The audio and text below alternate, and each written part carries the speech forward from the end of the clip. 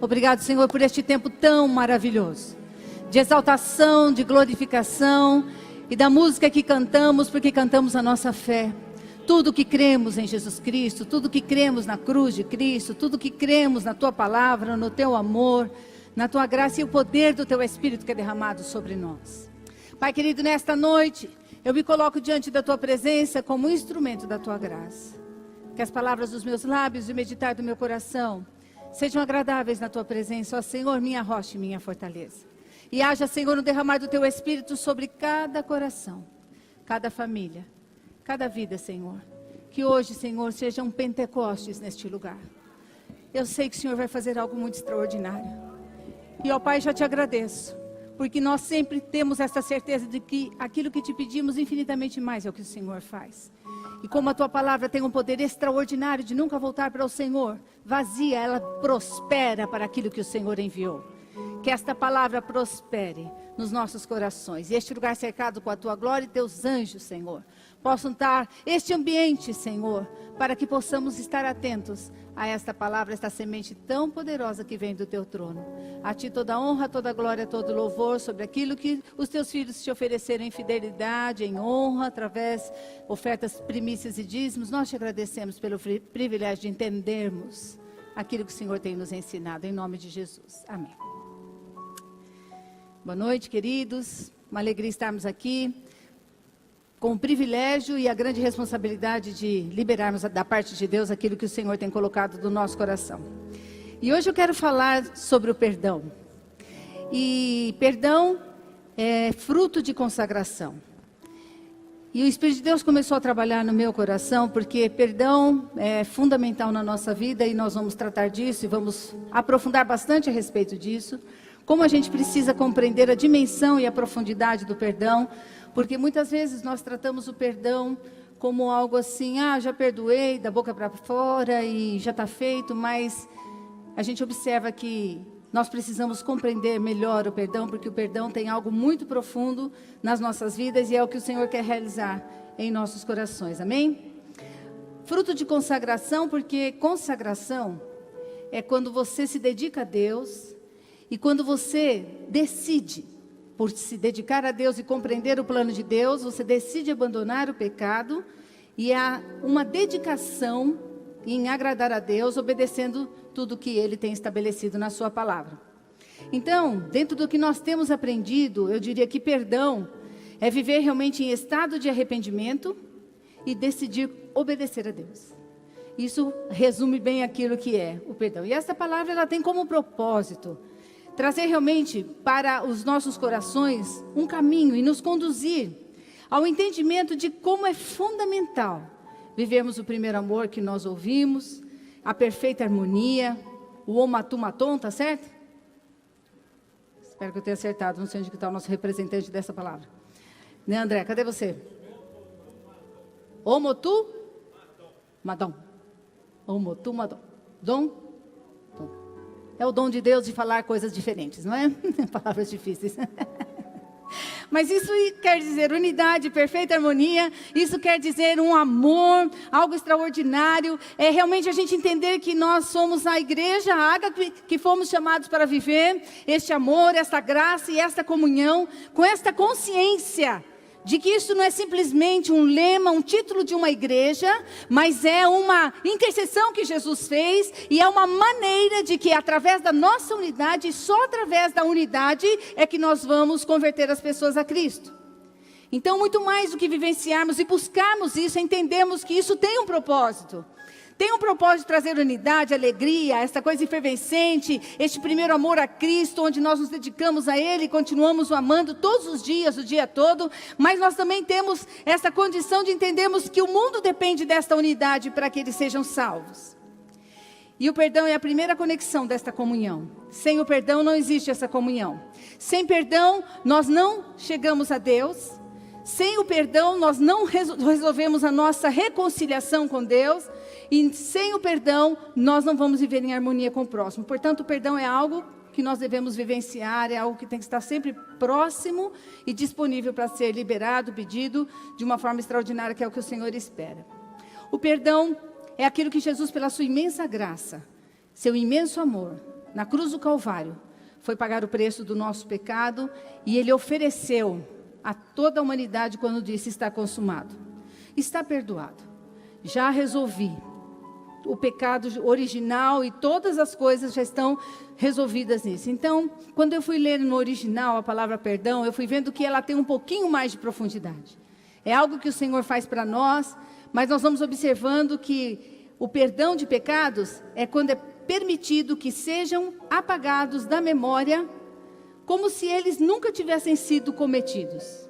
Aqui entra uma profundidade de um entendimento muito grande, muito importante para a Igreja de Jesus, que eu acho que é um dos maiores obstáculos que nós enfrentamos como pessoas, como família, como casais, nos nossos relacionamentos como irmãos. E nós precisamos entender porque é muito forte a definição do perdão dentro do original de Deus e o propósito de Deus. E isso aqui é totalmente coerente com o que o Pai faz para nós. E nós nos alegramos muito, porque quando nós pensamos que, quando o Senhor nos perdoa, nós temos essa grande alegria de sermos perdoados, e ainda temos o grande privilégio de entender que isso faz parte do esquecimento, não é do passado, é do esquecimento. Tanto é que quando nós confessamos o nosso pecado, nós confessamos, aquilo não nos fere mais, aquilo não nos acusa mais, é algo extraordinário. Então o Senhor diz, é para esquecer. E isso é algo que o Senhor registrou na sua palavra, que eu jamais me lembrarei dos seus pecados, em Hebreus 8:12, isso deixa muito claro. Mas quando a gente tem que fazer o mesmo, quando a gente tem que fazer o mesmo na direção de quem nos ofendeu, quando nós temos que exercitar aquilo que nós recebemos, aquilo e pedir perdão para quem ofendemos, o processo não tem o mesmo fluxo. Eu observo na nossa caminhada cristã a dificuldade que é o perdão na nossa relação e na hora que ele precisa ser exercitado. Eu não vi ainda nenhum prazo que Deus deu para perdão. Não dá tempo. Não dá tempo de pensar, não existe prazo para isso.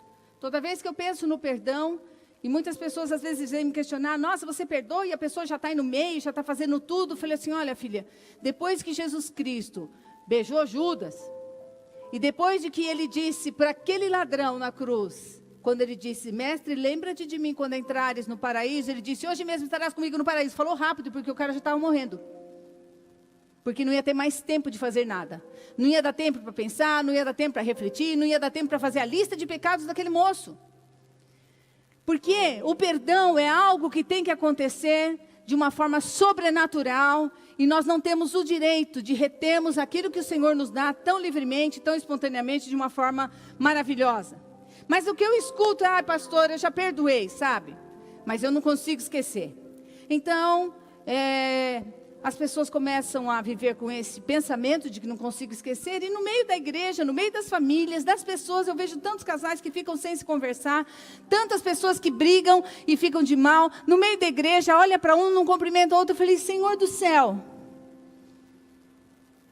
aonde está esta realidade, deste verdadeiros... esta verdadeira manifestação de um cristianismo coerente com aquilo que o Senhor nos ensina? Como frequentar o mesmo ambiente sem se falarem? Como frequentar o mesmo ambiente sem se cumprimentarem? Que família é essa? Não é a família de Deus, porque a família de Deus e o projeto de Deus para a família é aquilo que o Senhor nos ensina do perdão. Se ele é fruto de consagração, ele é fruto de uma vivência da palavra de Deus. E a Bíblia diz assim, olha, quando estiverem orando, se tiverem alguma coisa contra alguém, para. Antes de você continuar sua oração para falar com Deus, primeiro perdoe, se você tiver alguma coisa contra alguém. Essa é a regra que o Senhor estabeleceu da nossa caminhada cristã. Primeiro você vai perdoar. E ele diz que esse perdão, como nós oramos na oração do Pai Nosso, ele diz que esse perdão está atrelado àquilo que Deus vai te oferecer. Então ele diz, perdoa, senão eu não vou te perdoar. Senão, não é que eu não quero, é que eu não posso. Eu não posso fazer uma coisa na tua direção e você fazer outra coisa na direção do seu irmão. Não existe essa incoerência dentro daquilo e do plano e propósito de Deus para as nossas vidas. Então, para que o Pai Celestial nos perdoe os pecados, nós precisamos perdoar se tivermos alguma coisa contra alguém. Tem que liberar perdão. Isso não fala de se a pessoa pediu perdão ou não pediu perdão. Eu preciso liberar porque isso vai me fazer bem.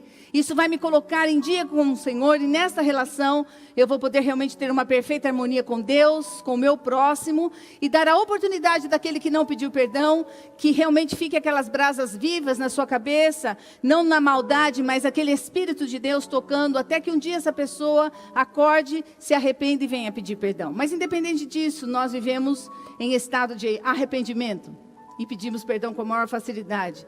Então, porque o Senhor disse, se você não perdoar, também, Jesus disse, também o seu Pai que está no céu não perdoará os seus pecados. Então é muito sério o que o Espírito de Deus está falando para nós nessa noite, através do perdão. Mas ele diz também uma outra coisa, que está lá em Mateus 5, 23, 24.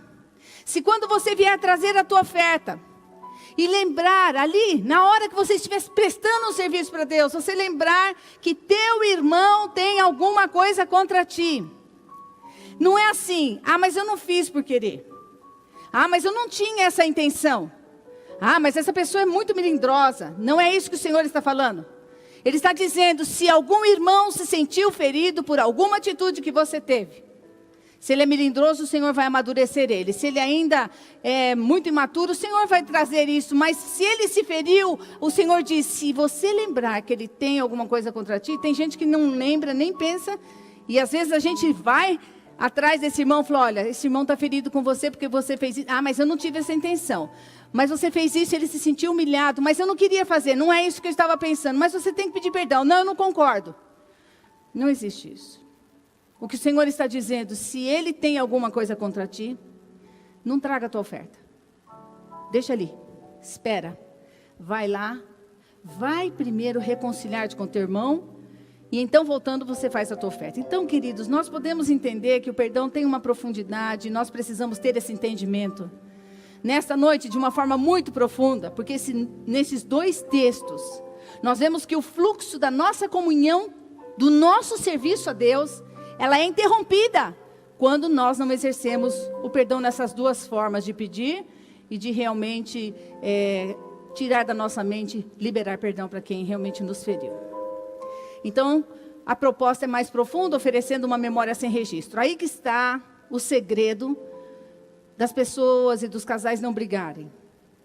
Ninguém é capaz de oferecer um perdão sem registro. Sempre tem uma memória de registro, porque qualquer novidade que aconteça, lá vem aquele registro que nem o Senhor lembra mais.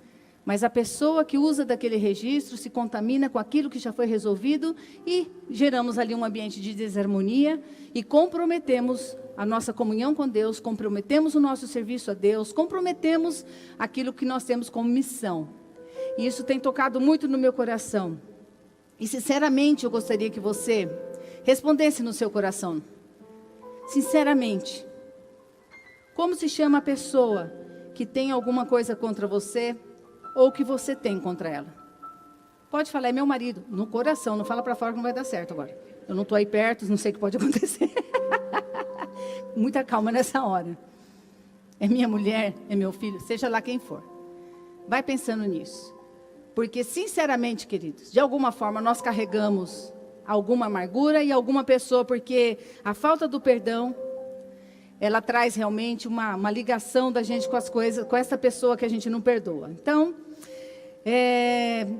nessa hora que eu faço essa pergunta, eu acredito que deve suscitar também no seu coração. Mas, pastora, você não sabe o nó que eu levei. Você não sabe o que ela fez, as palavrões, a humilhação, você não sabe o golpe, você não sabe o mal, você não tem ideia do prejuízo, o dano que essa pessoa me causou. Pelo que nós vimos na cruz do Calvário, Jesus não conta os danos, ele não está realmente tratando dessa questão. A questão não são os danos. A questão não é o que nós recebemos de injúrias, calúnia, maldade, seja lá o que for. Jesus foi o mestre e que nos ensinou e uma prova de vida extraordinária, que sofreu tanto, mas não abriu a sua boca. A questão não são os danos. A questão é muito mais profunda. E é sobre isso que Deus está falando com a sua igreja nesses dias. A questão é não permitir que seja interrompida a nossa comunhão. A intenção de Deus e a questão que nós devemos levar em conta quando nós estamos negociando o perdão no nosso coração, na nossa mente, na maneira demorada da gente reagir ou agir com relação àquilo que nós devemos fazer, é o quanto que a igreja está sendo prejudicada, ou o quanto que a minha família está sendo prejudicada, o quanto que os meus relacionamentos estão prejudicados, porque há realmente um obstáculo quando o perdão não é exercido, o fluxo do Espírito de Deus não vai, não anda. E o Senhor está dizendo para nós, porque o que importa para Deus é relacionamento. Se Ele veio estabelecer a sua família, Ele veio estabelecer uma família relacional. Uma família profundamente amorosa, uma família que não julga as pessoas, que não julga os erros, que não condena, que não culpa, mas uma família que preserva a relação acima de qualquer coisa, porque é nesta relação que o poder do Espírito de Deus veio sobre a igreja em Pentecostes. Você quer Pentecostes? Eu quero sempre um Pentecoste, que é esse avivamento, esse derramar do Espírito nas nossas vidas, na nossa igreja. Mas esse Pentecoste depende da nossa língua, dos nossos relacionamentos, da maneira como nós tratamos as situações da nossa história. E Jesus quer que você cuide disso. Ele quer fluir na nossa igreja. Queridos, a única maneira da igreja crescer, eu sei que tem duas maneiras. Uma que a gente faz um trabalho de massa e faz ali um grande movimento e você pode ter um grande crescimento. Mas nós escolhemos o crescimento que é pelo poder do relacionamento, que é pelo poder da unidade. Realmente é muito mais ajustado, o preço é muito mais alto, mas é onde se estabelece a perfeita harmonia do céu com a terra e a perfeita harmonia entre nós. E é isso que o Espírito de Deus quer fazer na nossa igreja. Fluir o Espírito de Deus. Para que eu possa olhar para todas as pessoas e nunca fazer curva. E nunca atravessar a rua. E nunca virar o rosto. E nunca ir embora, porque é meu irmão. Isso o Senhor fala até para inimigo. Imagina para os nossos irmãos. E é isso que o Senhor quer trazer para nós. Nós precisamos nos desvincular das coisas que estão nos impedindo de realmente exercermos este perdão. Porque quando nós não cuidamos disso, como eu disse, é interrompida a nossa unidade, é interrompido o fluxo da presença de Deus e do Espírito de Deus, é interrompida a sua autoridade. Porque se você não pode nem orar, e se você não pode nem ofertar, é porque você não pode trabalhar para Deus. Então nós precisamos sair deste engano. Nós precisamos entrar nesse eixo de perdão e de consciência de que o perdão que eu retenho impede a minha igreja de estar em perfeita harmonia e o corpo de Cristo andar nesta perfeita harmonia, cumprindo a sua missão e fazendo coisas extraordinárias para a glória de Deus. Hoje o Espírito de Deus quer realmente que nós estejamos entendendo que revelar a família de Deus na terra é algo extraordinário, mas que depende de cada postura que cada um de nós temos. Quando você retém o perdão, a minha vida fica retida. É sério. Quando você não cumpre aquilo que o Senhor estabelece, é o corpo, nós somos um corpo, gente. E é o que a Bíblia diz. Então, quem não perdoa nunca vai estar pleno, nunca vai estar feliz, nunca vai estar apto para servir como poderia servir. Então, será que nós temos dado a devida importância para o que Jesus está nos ensinando nesta noite? Será que isso mexe com a gente como deveria mexer? Eu peço em nome de Jesus que o Espírito de Deus esteja comovendo o teu coração, para trazer realmente essa consciência de que qualquer ato nosso como igreja, como corpo de Cristo, como família, não é independente. Ele está ligado ao corpo. Qualquer coisa que eu faça. Então, se você fizer alguma coisa escondida lá, nós estamos fazendo junto. Perdoa os nossos pecados. E não nos deixes cair em tentação. Livra-nos, Senhor, do mal. Livra-nos de sermos maus. Livra-nos. Então, essa oração é justamente para que nós possamos manter a perfeita harmonia. Mas você já pensou uma igreja que anda em perfeita harmonia? Uma igreja que não tem intriga, uma igreja que não tem briga, uma igreja que não tem contenda, que não tem futriga, que não tem vira-cara. Irmãos, não tem coisa pior do que isso. Quantas vezes nós passamos por essa situação? Então, você entenda hoje que falta de perdão nos impede de ser perdoados pelo Pai, como vimos, gera um peso de culpa e acusação, porque você nunca fica pleno, rouba a nossa alegria e também nos adoece na alma e no corpo. Então, já vai liberando perdão para quem você tem que liberar. Porque a questão não é os danos. A questão é a relação. E nós não podemos perder esse relacionamento de harmonia. Não pode, nós não podemos ser o bloqueio em nome de Jesus. Amém? Então, por isso que nós vemos uma igreja, muitas vezes, o corpo de Cristo doentado, desanimado. Por isso que nós vemos muitas pessoas frustradas.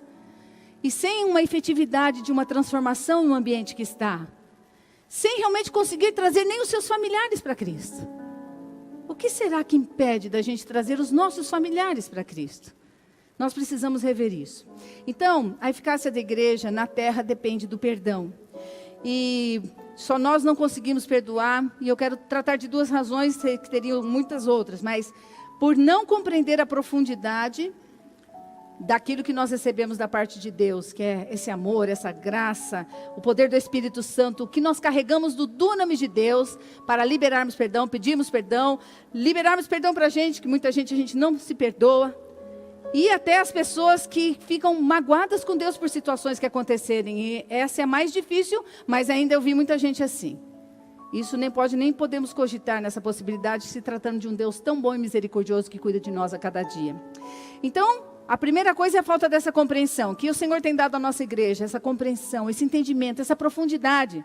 E Ele quer que você viva nessa profundidade. A segunda coisa é quando nós não abrimos mão das nossas fragilidades. O que seriam abrir mão das nossas fragilidades? Aquilo que é débil em nós, aquilo que é vulnerável, aquilo que realmente é sensível. E nós preferimos agarrar a sensibilidade, sabe? Pessoas que se ferem facilmente, qualquer coisa fica emburrada. Pessoa que não tem resistência. Não é essa a igreja de Cristo. Não é essa a igreja que Ele está formando. E nós precisamos abrir mão das nossas fragilidades. Precisamos abrir mão das nossas fraquezas. E das nossas debilidades. E aquela coisa, eu fiquei magoado, estou triste. E fragilidade realmente, querido, sabe o que é? É alimentar a dor. Fragilidade é ficar remoendo o que passou. Fragilidade é ficar pensando o tempo todo na pessoa que fez o mal. E ao invés de crescermos espiritualmente, amadurecermos e realmente trazemos a harmonia, nos responsabilizando pelo corpo de Cristo, nós preferimos as desculpas. Enquanto o Pai nos ofereceu um perdão sem registro, nós oferecemos muitas vezes a falta de perdão carregado de razões. Mas a questão não são as razões, nem os danos. A questão é o que Ele disse. E é o que Ele espera de nós nessa noite. Pai, é assim que tem que ser. Tu sabes como é difícil. Tu sabes o quanto eu sofri. Mas o que importa, Senhor? O que importa é o que o Senhor quer fazer na minha vida através deste entendimento de que eu vou ser curado muito mais rápido do que eu penso. Porque eu estou retendo a minha dor, eu estou retendo a enfermidade, eu estou retendo a minha culpa, eu estou retendo aquela pessoa, porque a pessoa fica grudada na gente enquanto a gente não perdoa. Enquanto você não libera perdão, ela fica grudada. Enquanto você não pede perdão, ela fica grudada. E aquela situação não se resolve. Então, o que o Senhor espera? Pai, é assim que tem que ser? É assim que eu farei. Eu perdoo. Está perdoado. É assim que tem que ser? Meu amor, me perdoe. Meu filho, me perdoe, seja lá quem for. Amém, igreja? Está difícil sair do lugar? Nós vamos conseguir. Calma. Nós vamos conseguir. Porque o Senhor quer realmente que nós tenhamos esse entendimento de que Ele está trazendo aqui, está levantando uma igreja que não é frágil, uma igreja que é madura. Então lembre-se, pessoas frágeis são pessoas que valorizam a sua dor. Elas valorizam mais a sua dor do que o processo que Deus está trabalhando no corpo de Cristo para formar um corpo saudável, maduro e equilibrado. Então, abra mão da sua dor, da sua fragilidade. Pessoas frágeis são aquelas que valorizam mais aquilo que elas pensam, do que elas acham, do que ela pode gerar no corpo de Cristo. Ela não está nem se importando com o que o corpo de Cristo está fazendo. Como que eu estou ferindo, como eu estou interrompendo, como eu estou impedindo. E a proposta dessa palavra é você dizer, no que depender de mim, eu não vou atrapalhar nunca o processo de Deus para a igreja na terra e para esta família que o Senhor me colocou. Amém? Estão dispostos a isso? Quando o pastor Paulo Júnior falou sobre o corpo humano, que representa a igreja, o corpo de Cristo, quando o profeta Ezequiel foi falar sobre o vale de ossos secos, nós vimos ali que o profeta chega diante daqueles ossos e Deus fala com ele: Senhor, Ezequiel, por acaso pode ter vida nesses ossos? Senhor, se o Senhor disser que sim, será, pode sim. Então profetiza sobre o vale de ossos secos. E a Bíblia diz que ele foi profetizando e houve aquele barulho e os ossos foram se encaixando um no outro e depois começou a juntar um no outro e apareceram então os tendões e os nervos e depois pele, depois carne, depois pele, e virou um grande exército. Mas assim, o que me chamou a atenção, e foi a partir dessa palavra do pastor Paulo Júnior que eu fiquei assim pensando sobre o corpo de Cristo, sobre um osso ser tão diferente de outro ossinho, e o corpo de Cristo ser formado de pessoas com habilidades, e cada um fazendo parte do corpo com a sua função, aquilo que o Senhor estabeleceu. E ele falou assim: olha, a primeira coisa que apareceu foram os nervos e os tendões.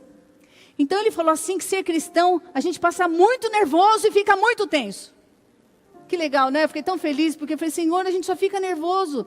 Todo culto tem uma coisa nova, todo lugar que a gente vai, arrebenta um fio, né, Paulinho?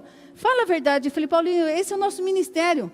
Não tem importância que vai ficar nervoso, que o som vai falhar, que vai queimar o microfone, que alguma coisa vai... Não tem importância.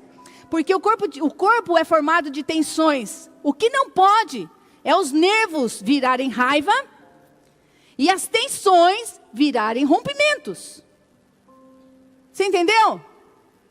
Então você passa tensão, passa alguma coisa de nervoso na casa, isso não tem importância, pode acontecer porque nas juntas é muito diferente, somos diferentes, pensamos diferentes, mas isso não pode impedir a harmonia. Nós não podemos permitir que os nervos e os tendões, que são tão importantes para a gente ser ligado, e que nós sejamos ligados através disso, isso não se transforme numa malignidade, trazendo raiva e discórdia e rompimento. Não existe possibilidade de um corpo andar rompido. Se um corpo quebra, qualquer ossinho quebra, o corpo inteiro fica ali parado. Quantos já não ficaram parados por causa de um dedão, um pezinho, um dedinho que quebrou? Porque é isso que acontece. E nós precisamos ter essa profundidade, esse entendimento, porque o Senhor quer realmente que as nossas relações possam, ainda que tenham essas tensões, que isso não tem como não passar por isso, não se transforma em coisas ruins para nós, amém? E é isso que nós escolhemos ser. Essa igreja cheia de tendões e nervoso. Aí o pastor Paulo Júnior falou: se você não quiser passar nervoso e ter tensão, a igreja não é o lugar para você ficar. Então, isso mostra para a gente, falei: puxa vida, vou ficar mais relaxado, porque é natural que essas coisas possam aparecer. Só não é natural virar malignidade e atrapalhar a nossa harmonia. É termos essa maturidade para não segurarmos o perdão, para liberarmos perdão, para entendermos a pessoa, para compreendermos que cada um tem uma classificação no seu crescimento, e é isso que vai trazer realmente algo muito importante para nós. E eu pude então enxergar que grande desafio é o desafio da igreja de Jesus nos seus relacionamentos. E é justamente nos relacionamentos que o inimigo quer pegar, porque se ele quebrar o relacionamento, ele impede a nossa evangelização. O mundo crerá. Para que o mundo creia, foi a oração de Jesus em João 17. Quando eles forem um conosco, um com a Trindade com a gente. Quando nós tivermos essa unidade, é que o mundo crê. Então é esse evangelismo e é esse crescimento que nós estamos buscando. O crescimento genuíno que vem de uma unidade na nossa casa, no nosso casamento, com os nossos filhos, com os nossos familiares e com a igreja de Jesus Cristo. Então, o corpo não fala mal dele mesmo, fala? Então, boquinha fechada. Não fale mal. Porque isso rompe com essa comunhão que o Senhor tem para as nossas vidas. Então, a palavra de Deus diz em Timóteo que o que o Senhor nos dá é poder, amor e moderação. Este é o Espírito. Não é de covardia, não é de medo, porque viver esses relacionamentos, que nós temos aprendido que deve ser intencional, que nós devemos buscar isso, devemos buscar e ir atrás disso, que é o amor incondicional, nós devemos viver nesta graça do Espírito que o Senhor nos dá. Por isso, viver o relacionamento é para gente corajoso.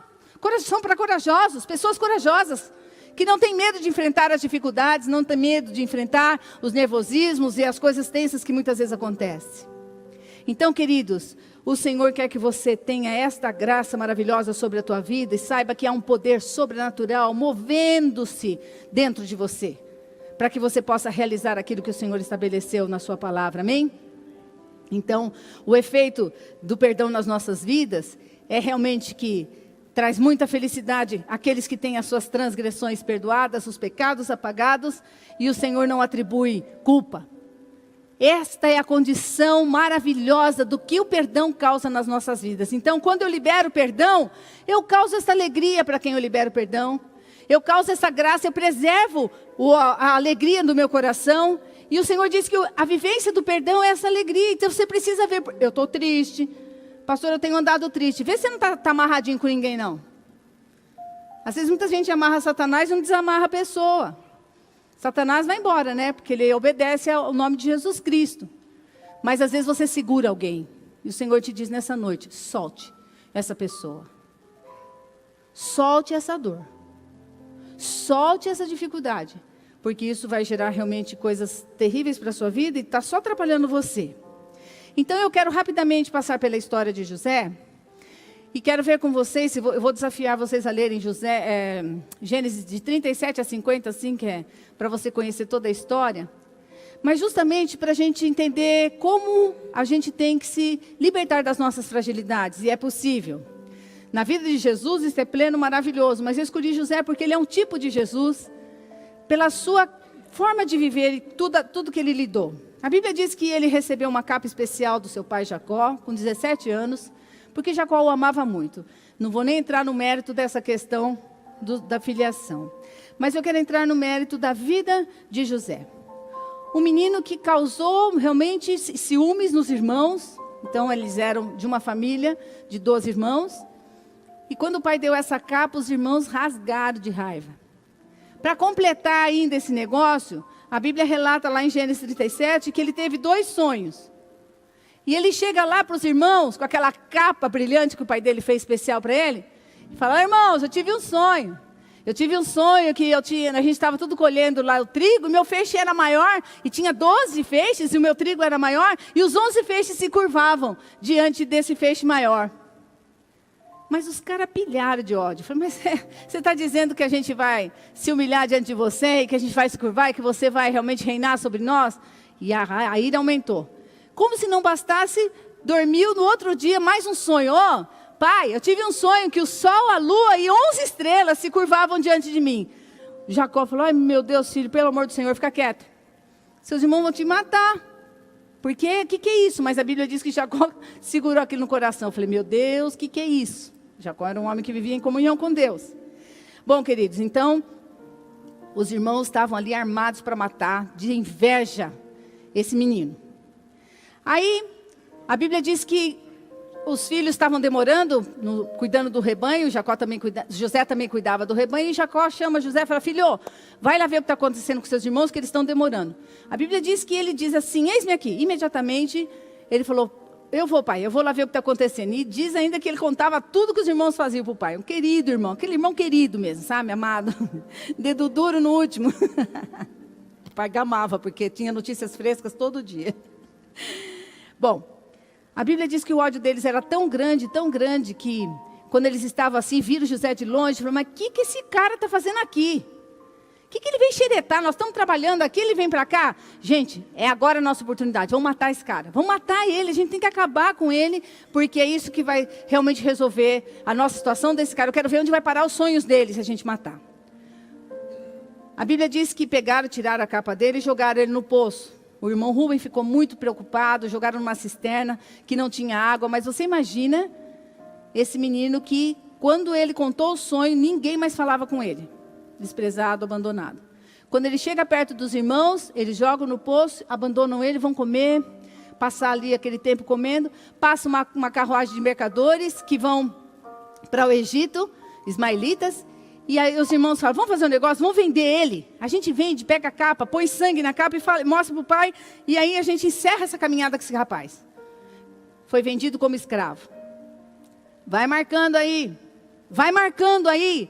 Se você passou alguma dificuldade perto disso daí. Pode ser que na sua dor tenha chegado. Mas você vai observando o que é um homem consagrado desde os seus 17 anos. Consagrado ao Senhor e não abriu mão disso. Então, a Bíblia vai relatando que quando ele chega lá no Egito, ele é vendido de novo e os irmãos mandaram a capa lá para o pai sangrando. O pai quase morreu do coração e chorou. E ele vai então trabalhar como um mordomo na casa de Potifar. De novo, essa humilhação no Egito, trabalhando como escravo e como um mordomo que organizava essa casa. A Bíblia relata que tudo que José fazia, o Senhor era com ele. Porque você pode passar perrenga que for. O Senhor está sempre do seu lado, amém? Crê nisso? Por quê? Porque quando nós tememos a Deus e temos um relacionamento com Deus, e esse relacionamento não está rompido, a graça do Senhor vem sobre nós. E ele prosperou de uma forma extraordinária.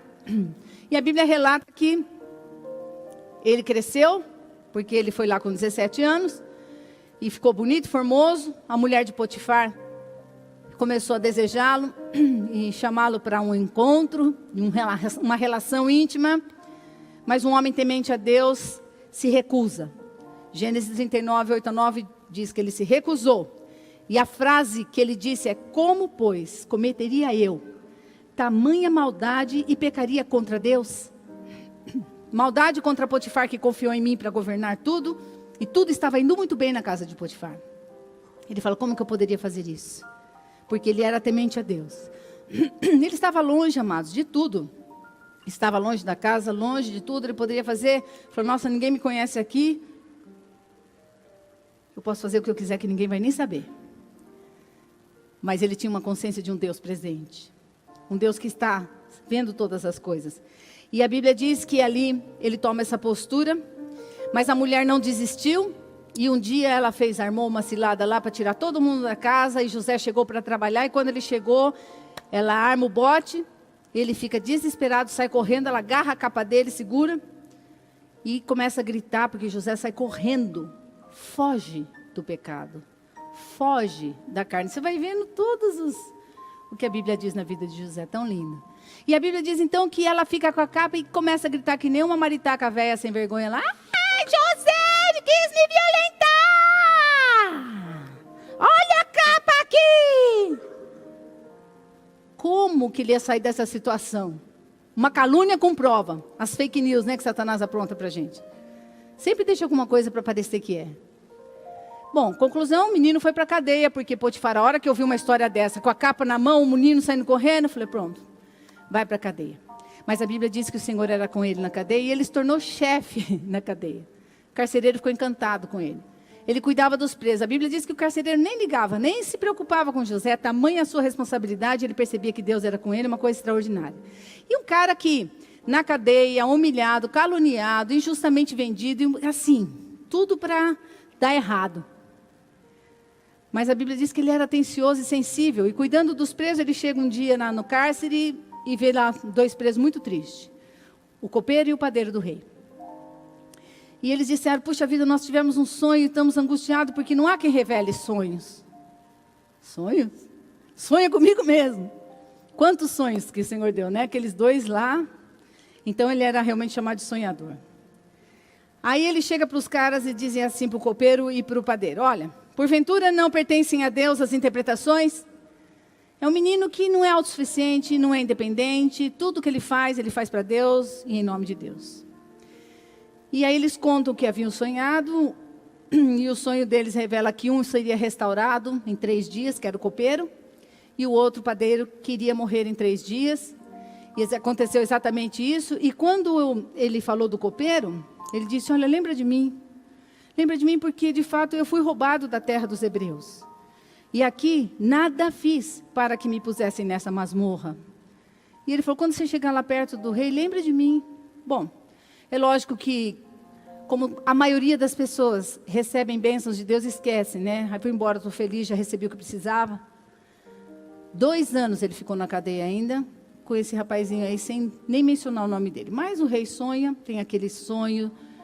O faraó sonha com 7 vagas gordas, 7 vagas magras, as gordas comendo as magras e ficando magro do mesmo jeito, trigo, 7 feixes de trigo, espigas magras, espigas gordas, e as magras comem as gordas e continuam magras.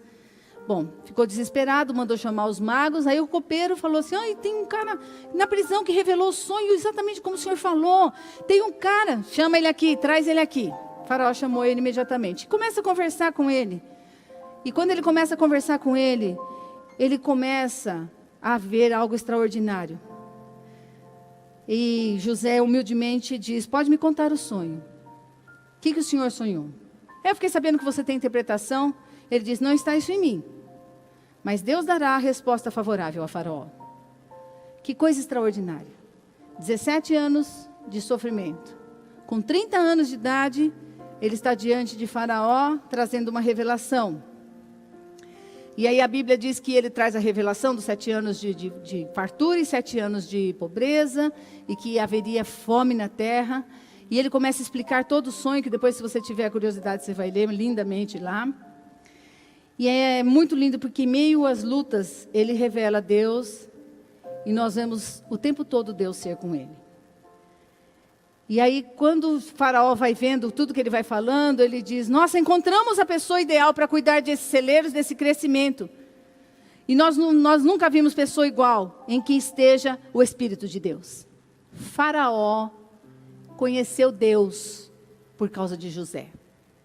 As pessoas conhecem Deus quando você está passando por luta? Ou conhece uma pessoa descabelada, desesperada, apavorada, com medo do futuro, com medo de tudo? Como que as pessoas conhecem Deus através da sua vida? Elas veem Deus na sua paz, na sua tranquilidade? Na certeza de que Deus está no controle de tudo?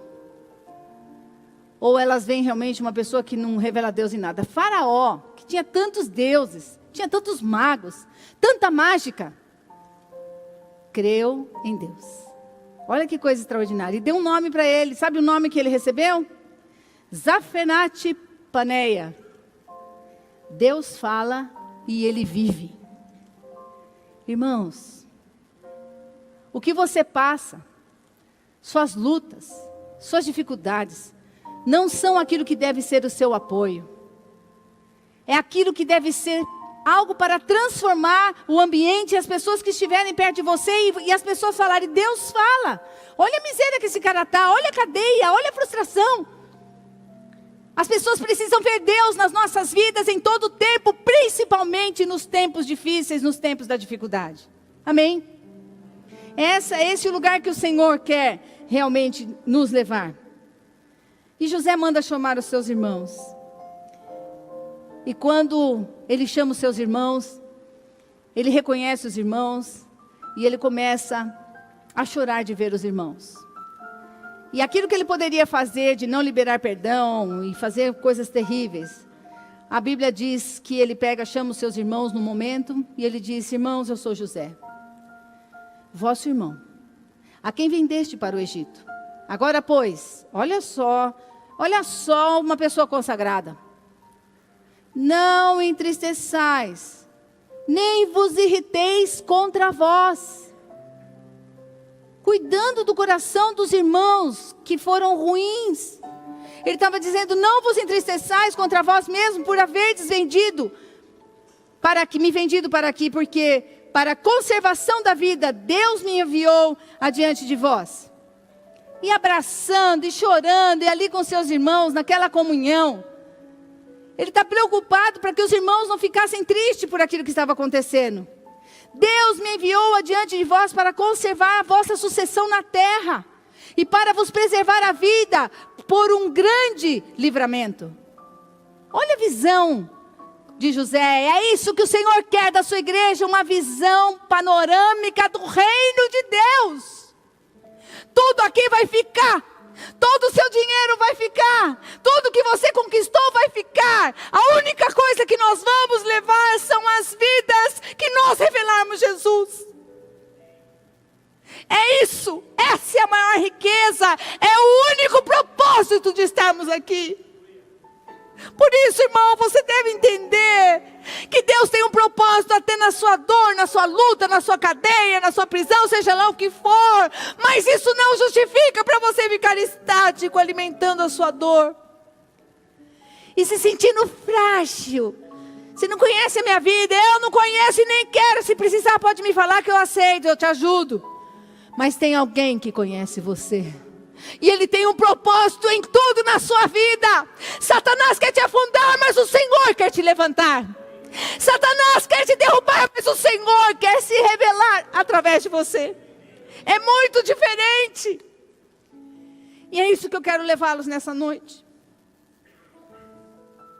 É isso que o Espírito de Deus quer fazer em nós. É isso que o Senhor quer trazer para as nossas vidas. Não foram as pessoas que te fizeram mal que te colocaram nesse buraco. Como José tinha essa compreensão tão extraordinária. Deus que me colocou nessa encrenca. Para me fazer melhor. Para me aperfeiçoar. Ele permitiu. Porque tudo é para o louvor e da glória de Deus. Todas as coisas cooperam para o bem daqueles que amam a Deus. Daqueles que aceitam o seu propósito.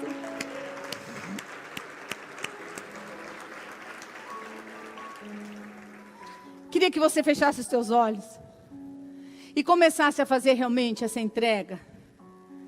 Eu quero orar por você, para que você realmente libere perdão. Não deixe ninguém mais amarrado com você. E não permita que a sua vida seja infrutífera. Que ninguém se alimente da sua história, ninguém se alimente de você. Que você não seja mais alguém que fira o corpo, reclamando, falando mal. Não existe isso, gente. Mal somos todos nós. Jesus Cristo nos transformou para sermos melhores e sermos parecidos com Ele. O único propósito dele é sermos parecidos com Ele. Senhor, vem com teu poder sobre as nossas vidas. Vem sobre esta igreja nesta noite. Pai querido, nós sabemos que o Pentecoste só aconteceu porque havia unidade, permaneceram unânimes no templo. E hoje o Senhor derrama sobre nós o privilégio de liberarmos perdão. Libera perdão sem memória. E se repetir, fizer de novo, libera perdão sem memória, como se fosse uma coisa nova. Para o teu bem. Para que o teu casamento esteja em autoridade e protegido. Libera. Em nome do Senhor Jesus, estabeleça a tua graça sobre cada vida que aqui está. Ó Senhor, nós clamamos. Para que nós possamos estar no lugar que o Senhor quer que estejamos. E falando aquilo que o Senhor quer ouvir. Senhor é maravilhoso. Senhor é fiel. E só tem o bem para mim. E nunca sonegará bem algum àqueles que te amam e te buscam. Em nome de Jesus, sejam abençoados.